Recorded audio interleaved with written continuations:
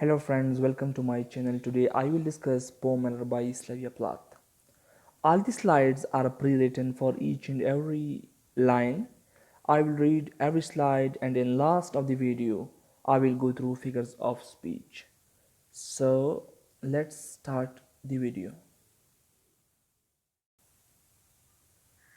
The poem have two stanzas. First of all, we will go through stanza 1.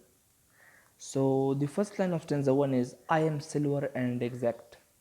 I have no preconceptions. The poem is the first person declaration by mirror. Poet personifies the mirror by making it the narrator of poem. The mirror asserts that it is silver in color and exact in appearance. It just shows what it sees, it does not change anything.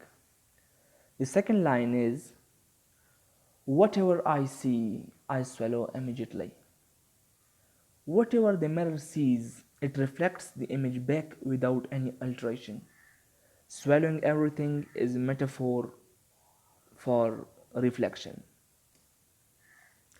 Third line, just as it is unmissed by love or dislike.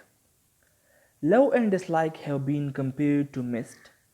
We would not be able to see our reflection clearly if it is covered by mist. Human beings get affected by emotions of love and dislike, which prejudices their vision. It still continued. When they love something, it appears beautiful to them. And when they dislike something, it appears uglier. But mirror is beyond vision, imparting mist of love and dislike. It reflects things exactly as they are, without any distortion. Fourth and fifth line are I am not cruel, only truthful. The eye of little God, four cornered. Mirror is not cruel, just truthful. Mirror feels pride that it reflects nothing but reality. It is above any kind of personal feeling, just like God, who sees the truth and views everything from all corners of the world and looks to everything with an equal eye. Now let's come to the sixth line. Most of the time I meditate on opposite wall. The mirror faces wall and hence reflects it all the time. Seventh and eighth line. It's pink with speckles. I have looked at it so long. I think it's a part of my heart, but it flickers. The wall is pink and has speckles on it. As a mirror reflects it all the time, so it considers wall as its integral part of heart. The wall flickers. Its view changes in shades of light. Ninth line of stanza 1. Faces and darkness separate us o'er and o'er. The mirror view of wall is interrupted by people faces when they stand between mirror and wall. It is also interrupted by darkness due to which nothing is visible, and hence due to separation by faces and darkness wall flickers. Now let's start the second stanza. First and second line of stanza 2. Now I am lake. A woman bends over me, searching my reaches for words she really is. The mirror imagines itself to be a lake. It may not be silver but has the quality of reflecting things just like mirror. When woman bends over the lake and sees her real appearances, she becomes dissatisfied with the image reflected. She is searching the depths of lake, looking not only at her reflection but also in the water beneath it. The woman is not just trying to see the reflection of her face, but she is also hoping to see something deeper than water on surface. She tries to discern who she really is. Third and fourth line of stanza 2. Then she turns to those liars, the candles are the moon. I see her back and reflects her faithfully. Sometimes she looks at herself in the candlelight or moonlight because she wants to see different sort of reflection. The mirror considers them liars because their dim light deceives by concealing her flaws and her age. The illusion created by the reflection makes her appear beautiful and different from what she really is. But the mirror reflects her image truthfully without any bias. Only the mirror gives faithful presentation. The lake reflects image faithfully. Now, fifth line of stanza 2. She rewards me with tear and agitation of hands. The mirror asserts that it reflects whatever it sees truthfully, without hiding anything.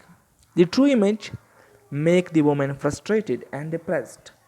She cries and moves her hands in agitation and despair. She finds it hard that she is aging and losing her beauty. The lake seems upset. That woman rewards it for its faithful reflection by becoming more distressed. She shows distress by physically disturbing the lake. Her tears drops into it and her hands stir up the water that shows her reflection. I am 6 and 7 line. I am important to her. She comes and goes. Each morning it is her face that replaces the darkness. The mirror that sits in darkness discovers that women come to check her reflection in it every morning. It now reflects woman's face instead of darkness. Despite being hurt by the harsh truth of aging, the mirror is important to her, and that's why she comes again and again to look at her reflection in it. It has been a constant and faithful companion all her life. Eighth and ninth line of stanza 2. In me she has drowned a young girl, and in me an old woman rises towards her day after day like a terrible fish. She has been looking at herself in the mirror since she was a young girl. Drowning referred to the loss of youth. It signifies the little girl has drowned and an old woman has replaced her. She is aging, but it is difficult for her to accept it. The poet suggests that just like a fish depends on water, the woman upon mirror. The loss of her youth and beauty makes her feel as helpless as a fish out of water. Struggle for its existence. The reference to fish indicates the woman's inability to escape from time. She is trapped in the web of age. The terrible fish represents the old age and death drawing closer to her. The mirror symbolizes the passage of time. We have discussed both the stanza of poem mirror line by line. Now we will go through the figures of speech used in the poem mirror. The major literary term in the poem mirror is personification. The whole poem is personification because the narrator of the poem is a mirror itself. In the whole poem, personification is used because mirror is describing itself and the entire poem is told by mirror itself. So there is a lot of personification used in the poem. Arm silver and exact. Whatever I see, I swallow. Metaphor is used. Whatever I see, I swallow is personification, and it's also metaphor because the swallow here is used for reflection. It's a metaphor for reflection. Extended metaphor is used in second stanza.